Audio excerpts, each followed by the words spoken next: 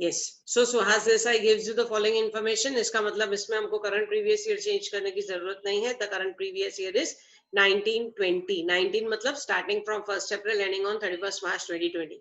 उसके बाद आता है, देखो क्या क्या इन्फो दिया हुआ है। बेसिक सैलरी दिया है 5000 पर मंथ, डीएनएस अलाउंस दिया है 3000 पर मंथ है, मतलब मल्टीप्लाई बाय 12 आपको करना है। कॉमन सेंस की बातें हैं। Bonus eight the rate of 20% on salary plus DA. Salary plus DA को आप पूरे साल के लिए कैलकुलेट करोगे और उसका 20% बोनस लोगे। ओके, अब यहाँ पे आपको कहीं भी कोई वर्ड नहीं दिया हुआ है बोनस डिक्लेयर्ड या बोनस गिवन, तो हम अज्यूम करेंगे बोनस गिवन, क्योंकि बोनस डिक्लेयर्ड जो होता है, मैंने आपको लास्ट टाइम बताया था, वो हम लोग कैलकुलेशन में नहीं लेते हैं, क्योंकि डिक्लेयर्ड बोनस कभी भी कैंसिल हो सकता है। ओके, कभी भी इशू होगा कंपनी में, कंपनी ने आज डिक्लेयर किया बोनस, रात को ही आग लग गई कंपनी में, तो that bonus can be cancelled at any moment of time. So जब तक वो हाथ में नहीं आता है, अब यहाँ पे आपको कहीं भी दिया हुआ नहीं है ना कि वो डिक्लेयर्ड है, तो हम उसको डिक्लेयर्ड नहीं, हम उसको रिसीव्ड मानेंगे। ओके, सो सैलरी प्लस डीए का 20% आप कैलकुलेट करोगे और सैलरी में ऐड करोगे, मतलब उसके ऊपर टैक्स लगेगी। ये जो भी कैलकुलेशन हम कर रहे हैं टैक्सेबल सैलरी का कर रहे हैं। उसके बाद आता है एम्प्लॉय कंट्रीब्यूशन 12.5%। ध्यान देना, ये लास्ट लेक्चर में मैंने प्रोविडेंट फंड आपको बताया था। Employee contributes 12.5% of basic salary and DA to recognise provident fund every month. Employer also contributes an equal sum. याद करो, लास्ट लेक्चर में मैंने आपको बताया था एम्प्लॉय कितना भी कंट्रीब्यूट करे, एम्प्लॉय मतलब मैं 100% ही कंट्रीब्यूट करूं प्रोविडेंट फंड में, कि मुझे हाथ में कुछ नहीं चाहिए, घर चल रहा है हस्बैंड के इनकम में से, मुझे चाहिए कि मुझे पूरा पैसा रिटायरमेंट के टाइम पे मिले, सो मैंने पूरा अपना सैलरी पीएफ में डाल दिया, so that is possible. Employee कितना भी डाले, एम्प्लॉयर 12% से ज्यादा नहीं डालना चाहिए। ओके, आई रिपीट, ध्यान से सुनो, अगर तुम लोग को कहीं भी कोई भी डाउट आता है तो प्लीज पूछ लेना। ओके, एम्प्लॉय कितना भी डाले, यहाँ तो 12.5% डाल रहा है, 25% डाले, 50% डाले, 100% डाले, कोई प्रॉब्लम नहीं, लेकिन एम्प्लॉयर 12% से ज्यादा नहीं डालना चाहिए। क्यों 12% से ज्यादा नहीं डालना चाहिए? क्योंकि 12% से ज्यादा अगर वो डालता है तो वो स्पेशल एम्प्लॉयज को ही डाल के देगा, सबके लिए एम्प्लॉयर एक्स्ट्रा पेमेंट नहीं करेगा। सो वो स्पेशल एम्प्लॉयज के लिए वो परक्विजिट माना जाएगा and it will be taxable. Okay, so यहाँ पे 12.5% मतलब 0.5% आपको लास्ट में दिया हुआ है ना, employer also contributes an equal sum, मतलब यहाँ पे एम्प्लॉयर भी 12.5% देता है, जबकि अलाउड है खाली 12%। सो वो 0.5% आप कैलकुलेट करोगे और 0.5% विल बी टैक्सेबल। ठीक है, बिल्कुल ध्यान देना इस बात पे। उसके बाद है interest on balance credited to recognised provident fund at the rate of 14% per annum. Interest on recognised provident fund, याद करो, interest on PPF, interest on RPF, interest on SPF, जो भी statutory provident fund, recognised provident fund, interest कितना allowed है हमको? 9.5%। सो यहाँ पे 14% है, इसका मतलब जो भी एक्स्ट्रा अमाउंट है, मतलब कितना 4.5% एक्स्ट्रा हो गया, वो 4.5% एक्स्ट्रा के ऊपर टैक्स लगेगा। उसके बाद नेक्स्ट जो HRA, human sorry HRA house rent allowance, house rent allowance 10,000 per annum, ये हमारा नॉर्मल टैक्स रहेगा इसके ऊपर। Profession tax paid by employee 840 total amount दिया हुआ है, पर मंथ वगैरह कुछ नहीं है इसके आगे, तो 840 हम लोग ये नीचे माइनस करेंगे, जैसे हम लोग माइनस करते हैं प्रोफेशनल टैक्स। उसके बाद ही रिटायर्ड फ्रॉम सर्विसेज। अब वापस ये पेंशन की पॉइंट आती है जो हमने लास्ट लेक्चर में की हुई थी, मैंने इसका डिडक्शन आपको बताया था, ध्यान दो। He retired from services on 31st March 2019। अब यहाँ पे 2019 नहीं 2020 होना चाहिए, यहाँ पे ये मिस्टेक है, सो वहां पे आप 2020 कर लो। He retired from services on 31st March 2020, opting for 60% commutation of pension and received rupees 2,40,000 as the only terminal benefit। इसका मतलब क्या हुआ स्टेटमेंट का? Please try to understand. उसने अपने जॉब में से रिटायर किया आखिरी दिन पे 31 मार्च 2020 पे। अब 31 मार्च 2020 पे मतलब उसको पूरा टाइम सैलरी मिलती थी, मींस आपको कैलकुलेशन तो सैलरी की नॉर्मल करनी है, खाली आपको यहाँ से इंपॉर्टेंट है पेंशन की पॉइंट। मैंने आपको बताया था पेंशन दो तरीके का होता है, अनकम्यूटेड और कम्यूटेड। अनकम्यूटेड मतलब मंथली, लेकिन अब इसको मंथली कब से मिलेगा? अप्रैल से मिलेगा, राइट? 31 मार्च तक तो उसको सैलरी मिल रही है, 31 मार्च के बाद उसको पेंशन मिलेगी, यानी कि अप्रैल में उसको पेंशन मिलेगी। अप्रैल की पेंशन वो नेक्स्ट ईयर में चली जाएगी, क्योंकि हमारा ईयर एंडिंग होता है 31 मार्च 2020। ओके, ईयर एंडिंग होता है 31 मार्च 2020। यहां तक आप लोगे सैलरी, पेंशन नेक्स्ट ईयर में आएगा, यानी कि नेक्स्ट ईयर देखा जाएगा। फिलहाल यहाँ पे उसको 60% कम्यूटेड पेंशन मिला है। कम्यूटेड पेंशन मतलब पेंशन लमसम, याद करो, कम्यूटेड मतलब लमसम। सो लमसम पेमेंट उसको कितना मिला है? 2,40,000 रुपए। ठीक है, 60% 2,40,000 रुपए उसको मिला है।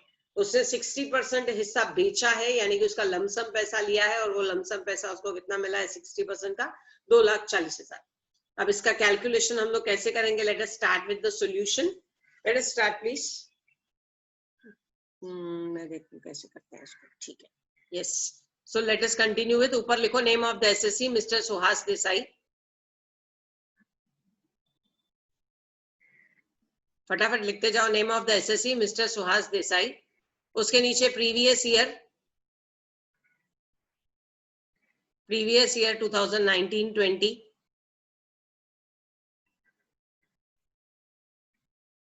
प्रीवियस ईयर 2019-2020 या खाली 20। नेक्स्ट असेसमेंट ईयर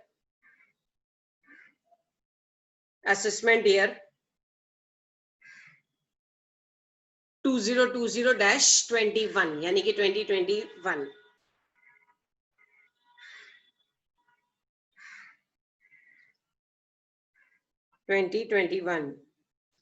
चलो उसके बाद नेक्स्ट लाइन पे लिखो computation of income from salary.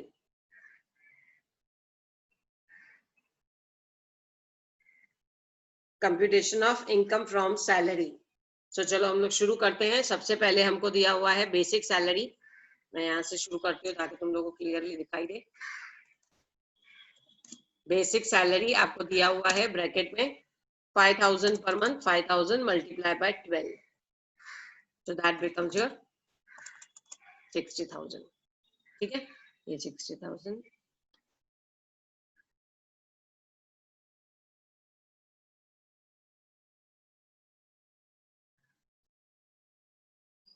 ये हो गया 60,000। सो बेसिक सैलरी मेरा आ गया 5,000 इंटू 12, दैट इज 60,000। उसके बाद नेक्स्ट मुझे दिया हुआ है डियरनेस अलाउंस। चेक करना, प्रॉब्लम आपके हाथ में है, मैं सिर्फ अपने मोबाइल में इसका क्लिक लेके बैठी हूँ, उसमें से देख रही हूँ। सो हो सकता है कुछ मिस हो जाए, तो ये आप लोग ध्यान देना। Dearness allowance is rupees 3,000 per month. 3,000 into 12,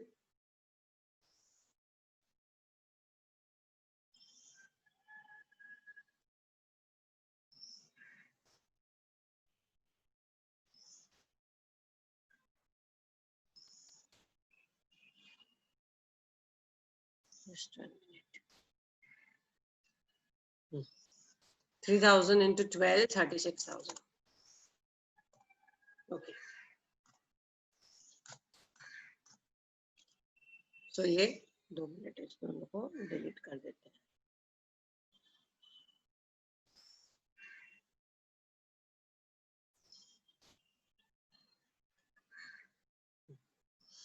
So this becomes your DA 3,000 into 12, 36,000। उसके बाद नेक्स्ट आपको दिया हुआ है बोनस।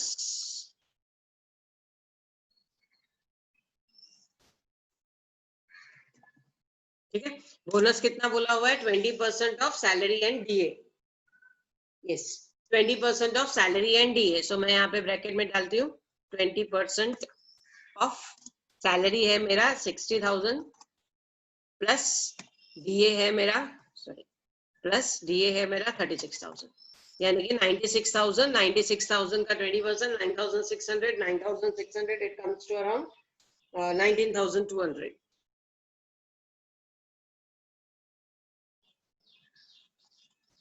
अच्छा, ये रिपीट हो गया है यहाँ पे, इसको डिलीट करते हैं। यस, सो 19,200 रुपीज। ओके, अभी तुम लोग बोलोगे कि हम लोगों को पर मंथ लेना है। पर मंथ क्यों? बोनस तो एक ही बार मिलता है, बोनस थोड़ी पर मंथ मिलेगा आपको। बोनस पूरे साल में एक ही बार मिलेगा। सो आप क्या करोगे? सीधा पूरे साल का सैलरी उठाओ 60,000, पूरे साल का DA उठाओ 36,000, और उसके ऊपर बोनस कैलकुलेट करो 20% as it is said in the problem. ठीक है, so bonus 20% of salary and DA, आपको क्लियरली प्रॉब्लम में दिया हुआ है 20% of salary and DA, so 19,200 वो आता है। उसके बाद नेक्स्ट आपको दिया हुआ है contribution to provident fund. Let me see, एक मिनट प्रॉब्लम देख लेते हैं। Yes, so bonus 20% on salary plus DA हो गया। उसके बाद एम्प्लॉय कंट्रीब्यूट्स और एम्प्लॉयर कंट्रीब्यूट्स। एम्प्लॉय कितना भी कंट्रीब्यूट करे, एम्प्लॉयर को ज्यादा 12% से ज्यादा कंट्रीब्यूट नहीं करना है। ओके, एम्प्लॉय कितना भी कंट्रीब्यूट करे, एम्प्लॉयर को ज्यादा कंट्रीब्यूट नहीं करना है। सो वहां पे आप लिखोगे ब्रैकेट में एम्प्लॉयर्स, पर्टिकुलर्स कॉलम में employers excess contribution to provident fund, employers excess contribution to provident fund. चलो इसको नेक्स्ट लाइन पे हम लोग कैलकुलेट करते हैं, कितना 0.5%, 0.5% ऑफ कितना, salary and DA. Salary and DA 60,000 plus 36,000, 96,000। 96,000 का 0.5%, तो 96,000 का 0.5% कितना आता है? It comes to 480.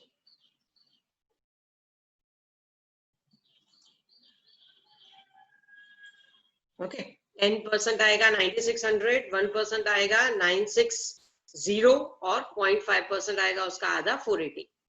ठीक है, I hope this is very clear. आपको मालूम है 12.5% एम्प्लॉयर दे रहा है, 12.5% नहीं 12% तक अलाउड है। सो 12% तक अलाउड है, तो जो एक्सेस रहेगा 0.5% that will be chargeable to tax. Okay, नहीं समझ में आए लास्ट में मुझसे ये पॉइंट वापस पूछ लेना। सो चलो, एम्प्लॉयर का कंट्रीब्यूशन हो गया। अब उसके बाद आता है interest, interest on RPF. Okay, interest on RPF. Just 1 minute. कितने स्टूडेंट्स ने ज्वाइन किया है प्लीज जरा स्क्रीनशॉट ले लेना। कोई एक स्टूडेंट स्क्रीनशॉट लेके मुझे प्लीज सेंड कर देना बाद में पार्टिसिपेंट्स का। Okay, interest on RPF. Interest on RPF देखो कितना है, हम लोग को मालूम है 9.5% से ज्यादा नहीं मिलना चाहिए।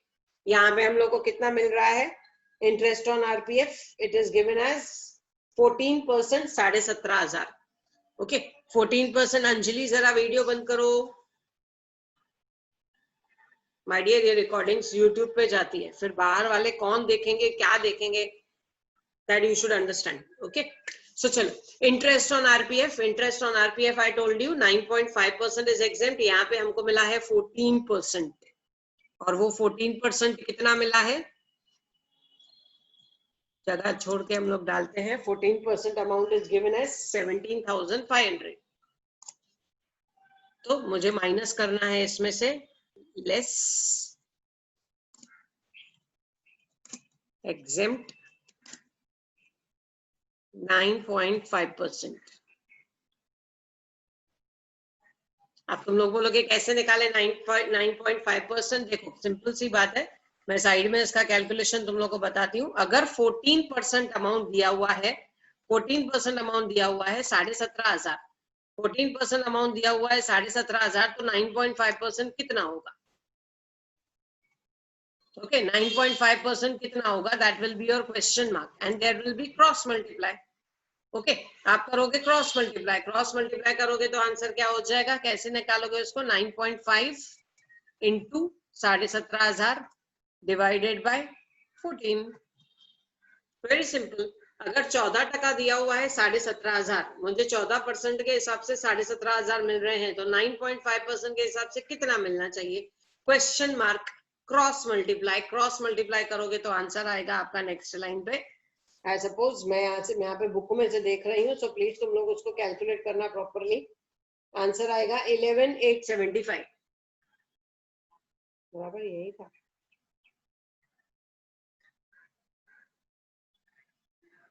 यस, 11,875। सो यहाँ पे मेरा ये 11,875।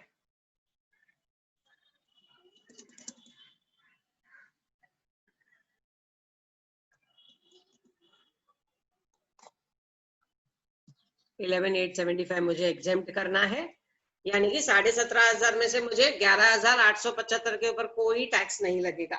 सो बाकी के अमाउंट में मुझे टैक्स लगाना पड़ेगा। बाकी का अमाउंट मेरा कितना हो जाएगा?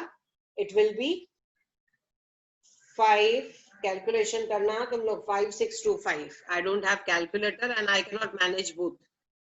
ओके, मोबाइल में मैं प्रॉब्लम देखूंगी तो कैलकुलेशन पॉसिबल नहीं होगा। सो 5625 that will B taxable interest. I hope it is very clear. I am repeating again. Interest on RPF 14%, 14% के हिसाब से मुझे मिला है 17,500, ठीक है। लेकिन उसमें से एग्जेम्प्ट है, एग्जेम्प्ट कितना? 9.5%, 9.5% एग्जेम्प्ट है। सो वो 9.5% अगर मैं कैलकुलेट करने जाती हूँ तो वो 9.5% कितना होता है? 11,875। ओके, 11,875। अगर वो मैं माइनस कर देती हूँ तो बाकी का मेरे ऊपर टैक्स लगेगा। बाकी कितना होगा? देखो 14 में से 9.5% गया तो 4.5%। सो ये 4.5%, 5625। किसी स्टूडेंट के दिमाग में आएगा हम लोग डायरेक्ट नहीं निकाल सकते हैं क्या? डायरेक्ट कैसे? देखो 14% इज 17,500, तो 4.5% जो एक्स्ट्रा है वो 4.5% कितना? क्रॉस मल्टीप्लाई, आपको सीधा आंसर आ जाएगा 5625। अगर आप ऐसे कर सकते हो आप वैसे भी करो, नो प्रॉब्लम, ठीक है। बस इतना याद रखो, एग्जेम्प्ट अमाउंट इज 9.5%। जो भी मिला है उसमें से एग्जेम्प्ट इज 9.5%। वो एग्जेम्प्ट 9.5% आप ध्यान दोगे।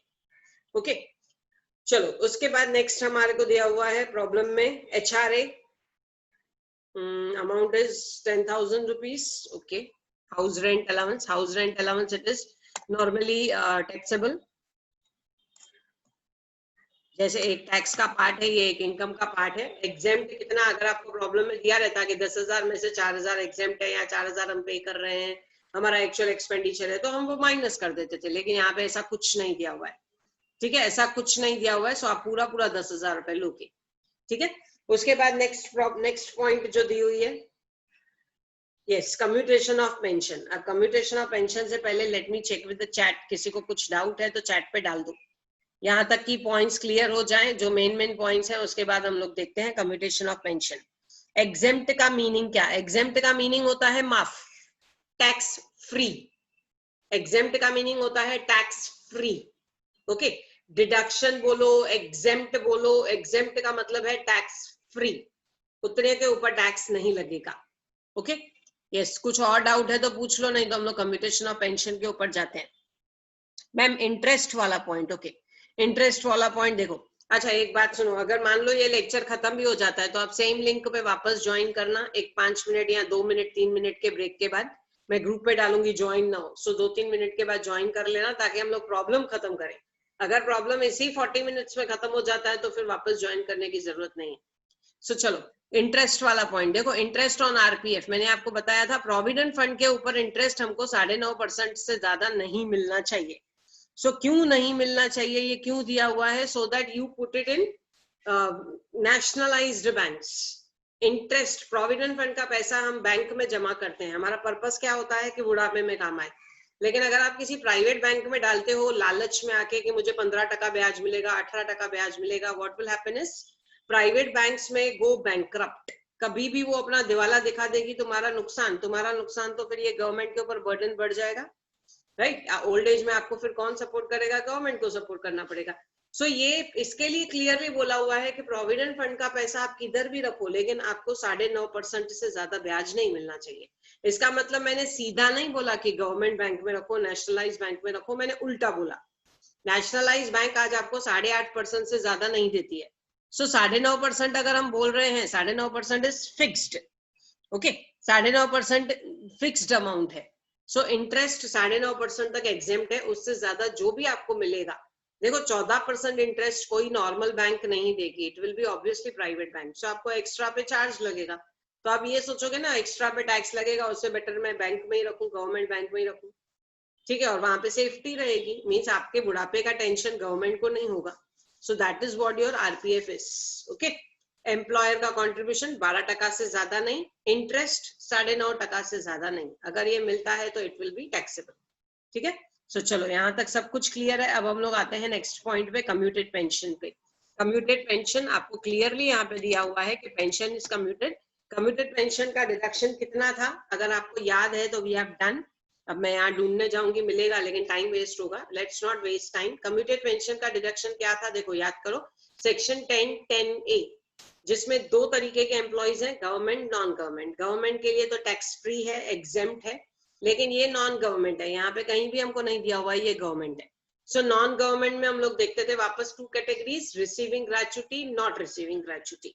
अब यहाँ पे ग्रेचुटी की कोई बात नहीं की हुई है, ग्रेचुटी की कोई बात नहीं की हुई है, मतलब we will assume that it is not receiving gratuity. So not receiving gratuity का डिडक्शन क्या, ये हम लोग दिखाएंगे वर्किंग नोट में। ओके, वर्किंग नोट में दिखाएंगे। इसके यहाँ पे फिलहाल आप इंटरनल में डाल दो कम्यूटेड पेंशन कितना पैसा हमको मिला है, 2,40,000 रुपए। सो इंटरनल में यहीं पे इनर कॉलम में डाल देंगे 2,40,000। एग्जेम्प्ट कितना वो हम लोग वर्किंग नोट में देखेंगे, लेस एग्जेम्प्ट, ब्रैकेट में डालेंगे working note number 1। Okay, so ये वर्किंग नोट हम लोग चेक करेंगे कितना एग्जेम्प्ट होता है। लेट अस सी। प्रोफेशन टैक्स का पॉइंट वो लास्ट में आएगा, डिडक्शंस में आएगा। ओके, वो डिडक्शंस में आएगा। प्रोफेशन टैक्स मुझे मालूम है, नेक्स्ट पॉइंट प्रोफेशन टैक्स था, वो नीचे डिडक्शंस में आएगा। पहले हम लोग मेन कैलकुलेशन करते हैं जो हमको मिला, टैक्स दिया है आपने, दिया वो बाद में। सो चलो, कम्यूटेड पेंशन, इसका हम लोग वर्किंग नोट बनाएंगे। ठीक है, वर्किंग नोट देखते हैं पहले, इसको हम लोग कंप्लीट कर लेते हैं, इसका proforma. Let us see that proforma now. Yes,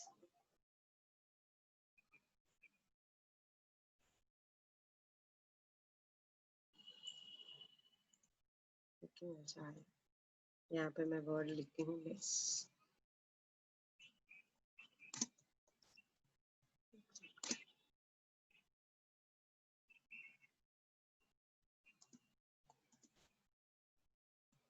okay, exempt कितना, वर्किंग नोट, वर्किंग नोट हम लोग देखेंगे। इसके बाद क्या होगा, आपका प्रॉब्लम खत्म।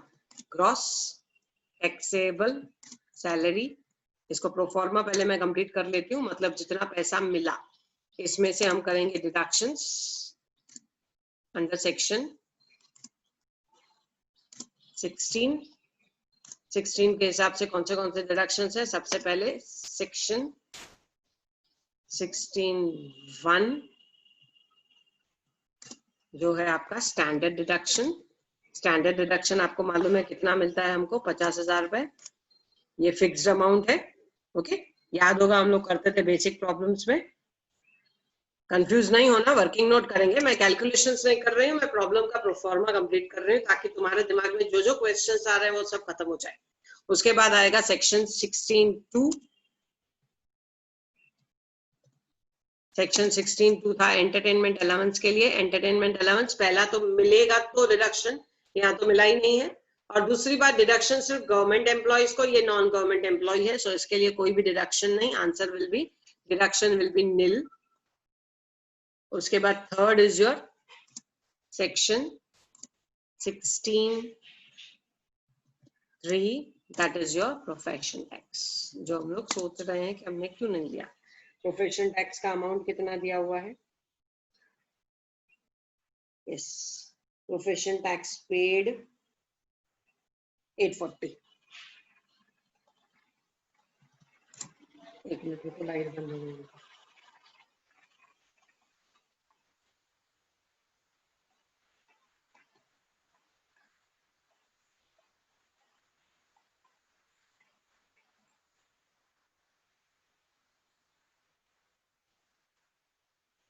यस, सो प्रोफेशन टैक्स 840। ओके, सो ये कैलकुलेशंस हमारी कंप्लीट हो जाएंगी जैसे ही, तो हमको लास्ट में मिलेगा यहाँ पे net taxable salary.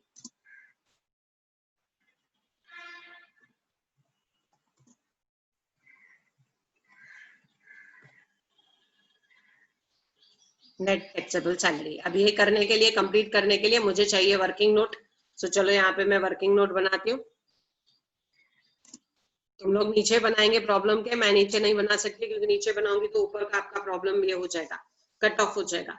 Okay, so working note is calculation of deduction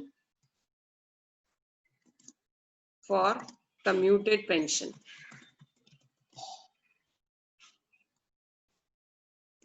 calculation of deduction for commuted pension. Yes, commuted pension का डिडक्शन. अब ये कम्यूटेड पेंशन का डिडक्शन कैसे, मैंने अभी अभी आपको बताया. एक होता है गवर्नमेंट एम्प्लॉय, ये गवर्नमेंट एम्प्लॉय नहीं है. सेकेंड होता है non government employee. Non government employee के लिए आप देखते हो दो categories, receiving gratuity, not receiving gratuity. अब यहाँ पे ग्रेचुटी की कोई पॉइंट नहीं है, तो आप ब्रैकेट में लिखोगे कौन था ये, सुहास देसाई ना, Desai is not receiving gratuity. ठीक है, not receiving gratuity, so the deduction will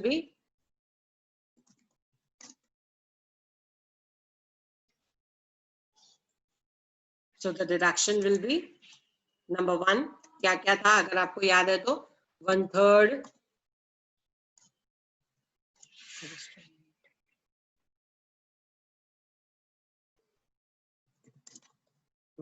of total pension, 1/3 of total pension, और second is actual amount received,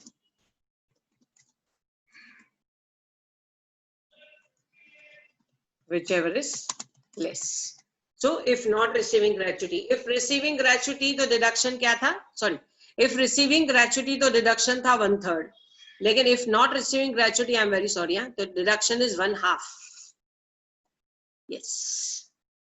So if receiving gratuity, deduction is 1/3 of total pension या फिर actual amount received whichever is less. If not receiving gratuity तो deduction is 1/2 of total pension या actual amount received whichever is less. So यहाँ पे हम लोग not receiving gratuity है, मतलब हमारा deduction रहेगा 1/2 of total pension या फिर actual amount received whichever is less. So चलो हम लोग करके देखते हैं. Actual amount received मुझे मालूम है actual कितना मिला है, 2,40,000. So मैंने वो तो डाल दिया. अब मुझे कैलकुलेट करना है 1/2 of total pension. तो ठीक है, सबसे पहले मैं कैलकुलेट करूंगी मेरा टोटल पेंशन कितना है. टोटल पेंशन, सो एक साइड लिखो टोटल पेंशन, एक साइड लिखो कम्यूटेड पेंशन. ओके, एक साइड लिखो टोटल पेंशन, एक साइड लिखो कम्यूटेड पेंशन. अगर मेरा कम्यूटेड पेंशन, टोटल पेंशन है 100, उसमें से मैंने कम्यूट करवाया है, प्रॉब्लम में क्लियरली आपको बोला है कम्यूट करवाया है 60. इस 60 का मुझे कितना पैसा मिला है, 2,40,000. ओके, इस 60 का मुझे मिला है 2,40,000. तो टोटल कितना होगा, टोटल पेंशन कितना होगा. प्लीज अंडरस्टैंड, ये आप इस प्रकार करो या ऐसे करो कि 60% की वैल्यू, मैं ऐसे लिखती हूँ इसको, वो भी चलेगा. 60% पेंशन मैंने कम्यूट करवाया तो मुझे मिला 2,40,000. अगर मैं इसको 100% लूंगी तो मुझे कितना मिलेगा, What will be the amount I'll receive? Cross multiply. आप ऐसे करो या ऊपर जैसे मैंने दिखाया है, एक साइड टोटल पेंशन, एक side commuted pension. Total pension 100 होती है तो उसमें से 60% मैंने कम्यूट करवाया, मतलब उसका लमसम पेमेंट लिया, टर्मिनल पेमेंट लिया 60 का, कितना, 2,40,000. तो 100% कितना था, आई कैन क्रॉस मल्टीप्लाई. और ये 100% क्यों, ऐसा डिफरेंस क्यों, ये 40% किधर गया, प्लीज अंडरस्टैंड. ओके, 40% किधर गया ये बात समझो. मैंने आपको बताया था टोटल पेंशन के दो हिस्से होते हैं, एक कम्यूटेड और एक अनकम्यूटेड, जो आपको मंथली मिलेगा. आपने 60% कम्यूट कर लिया, 40% आप मंथली मांग रहे हो.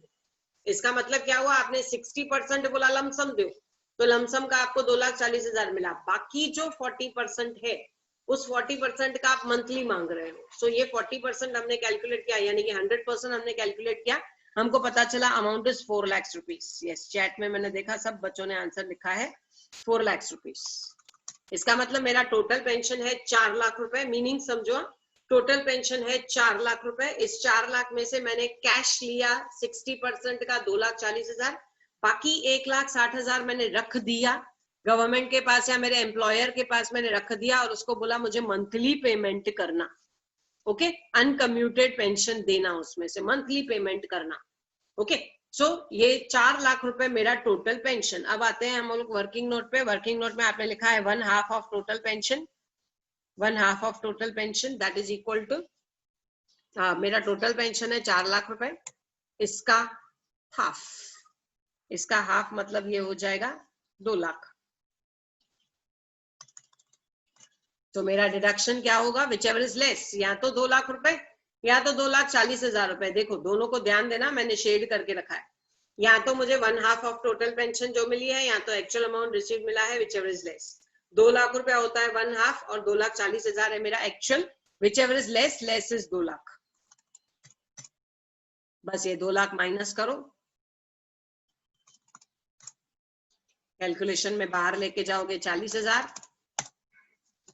ओके, इसको टोटल अप कर लो, ये जो भी हमने अमाउंट्स डाले हैं ऊपर से 60,000 से लेकर ये सब टोटल कर लो, तो आपको मिल जाएगा आपका gross taxable salary. Hardly 5 minutes are remaining, so मैं यहाँ से देख के ही कर रही हूँ, तुम लोग समझते जाओ खाली, और नहीं समझ में आए तो प्लीज ग्रुप पे पूछना, I will be answering you.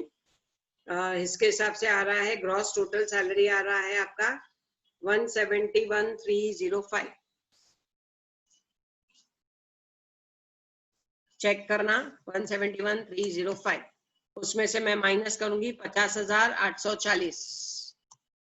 Okay, 50,840 कौन सा स्टैंडर्ड डिडक्शन, 50,840 मेरा प्रोफेशन टैक्स। जब मैं माइनस करूंगी 50,840 तो मुझे आंसर मिलेगा 128,465।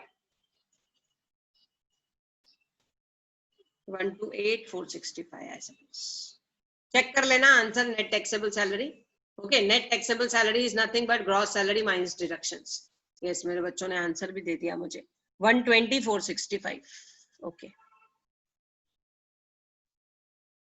120,465।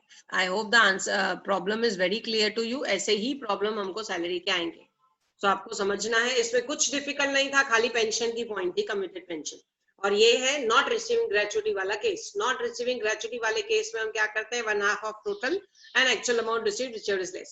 सो आपने पहले तो टोटल निकाला, टोटल कैसे निकाला, 60% का अमाउंट 2,40,000 आपको दिया हुआ था, 100% कितना, 4 लाख रुपए। उसके बाद आपने उसका हाफ किया 2 लाख रुपए, सो 2 लाख या फिर एक्चुअल 2,40,000 जो मिला है, whichever is less, 2 lakh is less, बाकी 40,000 के ऊपर आपने टैक्स लगाया। ठीक है, बस उसके बाद तो आपने टोटल किया, ग्रॉस टैक्सेबल सैलरी निकाला, उसमें से डिडक्शंस माइनस किया, तो आपको नीचे मिला net taxable salary. So this is your problem. Now if you have any doubt, it's hardly 2 minutes left. If you have any doubt, you can ask me in the group chat or whatever it is. Group में डालो, direct message करो, लेकिन इतना देखो कि ये problem आपको आया है, खुद करके देखना एक बार, कुछ भी डाउट है मेक इट क्लियर। ओके, चलो, the time is up, I am winding up with the lecture. NSS के स्टूडेंट्स प्लीज एनएसएस का प्रोग्राम ज्वाइन करना, वाइस चांसलर आ रहा है, और आपके अटेंडेंस फॉर्म, आपका अटेंडेंस जो कमेंट में डालोगे उनके स्क्रीनशॉट्स निकाल के अपने पास सेव करके रखना, ये आपका अटेंडेंस काम आएगा यूनिवर्सिटी डायरी भरने के टाइम पे। इस बार सब ऑनलाइन है और डायरी भी ऑनलाइन आएगी, सो वहां पे आपको तकलीफ नहीं होनी चाहिए। ओके, आपके पास पूरा रिकॉर्ड रहना चाहिए कि मैंने 2 घंटे इधर ऐड किया, 4 घंटे उधर ऐड किया। सुनो नहीं सुनो, मैं तुम्हारे कान में नहीं बैठने वाली हूँ, मुझे नहीं मालूम आप सुन रहे हो या नहीं सुन रहे हो। अभी मैं भी खाना बनाऊंगी और साइड में वो चलता रहेगा, पीओस के लिए भी कंपलसरी है, ठीक है, लेकिन अवेलेबिलिटी, मेरा प्रेजेंस, मेरा अटेंडेंस सब होना चाहिए। ओके, चलता रहेगा, हम सुनेंगे, 1-2 पॉइंट में सो भी गई तो क्या फर्क होने वाला है, कोई एग्जाम तो है नहीं उसका, लेकिन अटेंडेंस 2 बार आएगा, वो लिंक छोड़ना नहीं, उस पर ध्यान रखना। ओके, सो चलो, all the best, will meet again next time. See that you complete this problem again, revise करना, डाउट है तो पूछ लेना।